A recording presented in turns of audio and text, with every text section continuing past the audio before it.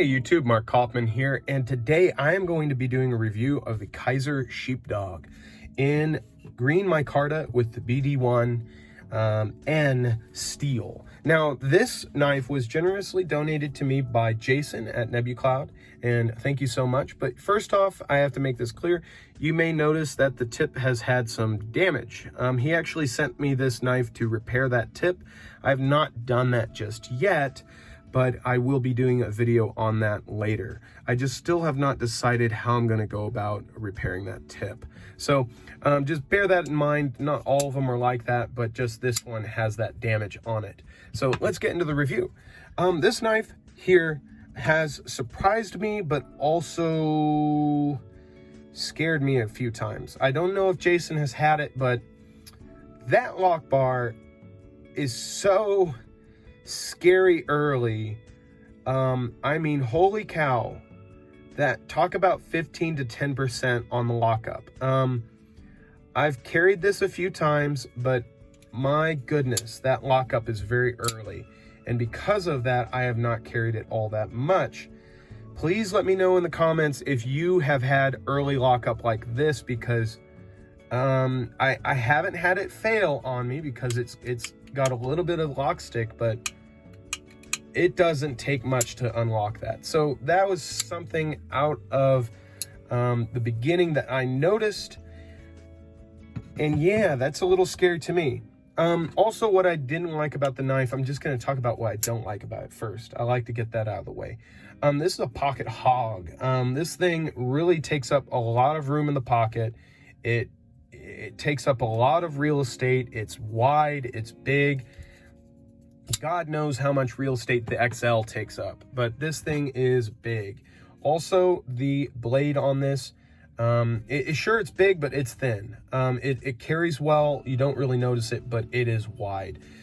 The thing that I do like about it and don't like about it is the blade is great because you can really do some nice chopping and everything with it, but I don't ever need a blade this tall really in my EDC. I mean, really, with what I carry, I go for something more like the Kershaw Oh So Sweet, just something that has more of a point, something that is going to be able to do a stabbing motion, cutting motion, and more of like spread your butter if you have to kind of EDC, rather than I don't know what you would do with this. But the blade shape for me is just a no-go.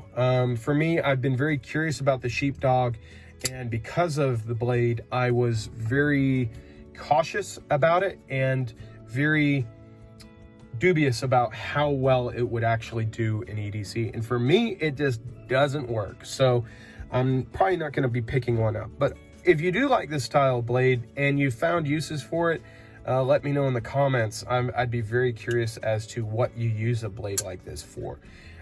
The action, I'm going to get on to what I like about the knife. Those were the things I don't like. The action is really nice. Closes very easily. It is very, very responsive and very smooth. A little chalky. I don't know if you can hear it. I will shut up now so you can.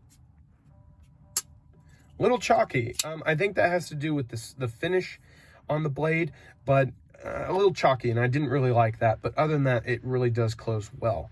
The CTS, I think it's CTSBD1N. It's a carpenter steel.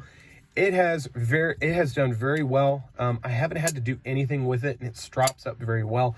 I of course will be sharpening this when I do repair that tip, and I'll be putting a new edge on it. But the thing that I really appreciate about future sharpenings is that sharpening choil. That is a very well executed sharpening choil, done very well. Just wish it went up a little higher because I want to get the most life out of this blade as I can. But other than that, I really think it does a great job. The flipper tab is done very well. I don't think you really need any jimping on a flipper tab this big. I don't think at this width you're really worrying about a pocket pecker in the pocket, because this basically takes up your whole pocket. The micarta is beautiful on this knife also. It is very, very well done, and it takes on the oil in your hand very nicely. It will add dark spots because of that oil, but because of these cutouts, I think this will jump out more over time versus the top layer. It really is beautiful, and it adds a lot of grip. It's not a smooth micarta, not very rough. It's just perfect. It very responsive, feels great, and the pocket clip does not get in the way at all. It hasn't caught on anything or anything like that in my pocket, and really feels good. I just wish maybe it was a deep carry, but I mean, what can you do with a big blade like this? I actually ended up carrying this mostly in my back pocket, primarily because of how much room it takes to carry this in your pocket. So that was something I did. The other thing that I really like are these, I think these are pillar standoffs, or pillar construction. This pillar construction is really nice because you can clean out the knife. But yeah, that is really nice, being able to clean it out that easily. But that is my review of the Kizer SheepDog. I really didn't have a lot to say about it because I didn't carry it all that much. But overall, I think it's a very unique design and very different.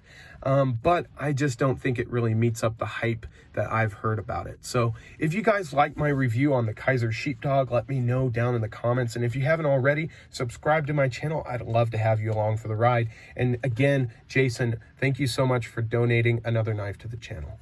So till the next video, I will talk to you later. Bye-bye.